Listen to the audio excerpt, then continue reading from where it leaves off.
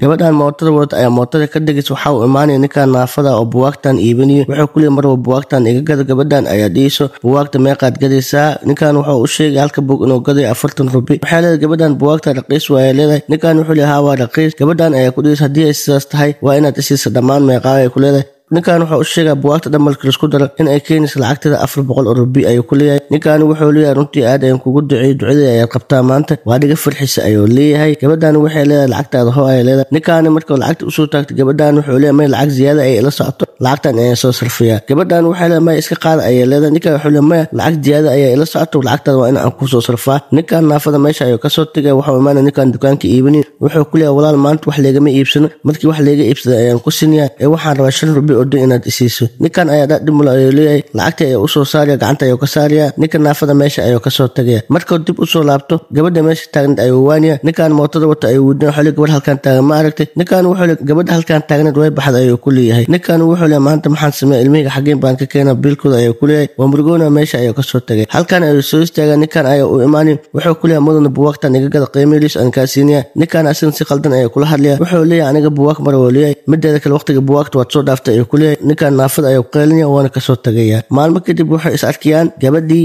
markaas ayuu ku leeyahay marwo maxaa dhacay maalinkii waad ka soo tagtay meesha ayuu leeyahay aniga lacag sarif ayaan kuu doonay markaan soo laabtana waa ku waayay gabadhan waxay ku leedahay waan ka xumahay aniga maalinkaas meel kale ayaan u degdegsanaa dhakhtarka xaggiisa ayaan u degdegsanaa dhakhtarka marka aan la kulmin xaaladda aabbayga marka aan weydiiyey dhakhtarka wuxuu ugu yidhi aabbaaga xaaladiisa aad ayay u wanaagsan tahay mideeda kale wuxuu ii sheegay maalinkaas inay dhacday waxyaabo lala yaabo markaas ayaana maxaa dhacay wuxuu ii sheegay aabbayga xaaladiisa inay aad u darneed daawooyinkana ay ku yiraadeen maalinkaasna xaaladiis aad ay u soo bogsatay waxaan u malinaa buu yiri aabbaa si niyad ah ayaa loogu soo duceeyay markaas ayaan waxaan soo xasuustay ducadii adigaad ii duceynaysay in ay tahay waxaan rabaa inaan kuu mahad celiyo laakiin waa kuwaad waxay ku leedahay maanta mahadsan ayay ku leedahay gabadhan waxay leedahay maanta buwaag dhammaan inaan wada qaato go'aan ayaan ku gaaray wixii kaloo haysan waad ii keeni kartaa ayay leedahay ninkan ayaa dhahay diyaar ayaan u ahay buwaagta ayuu gacanta ka saaraya marka uu damcay inuu buwaag kala doono waxay ku leedahay may sug ayay ku leedahay lacagtaada hore u sii qaado buwaagtan kalena ii keen ninkan wuxuu leeyahay aad ayaad u mahadsantahay marwo runtii waa dhiga farxisay ilmihiga maanta biilkooda waa ii saxmay ayuu ku leeyahay fadlan fura calaamada gambaleelkaas si aad ula socoto muuqaal baan soo gelino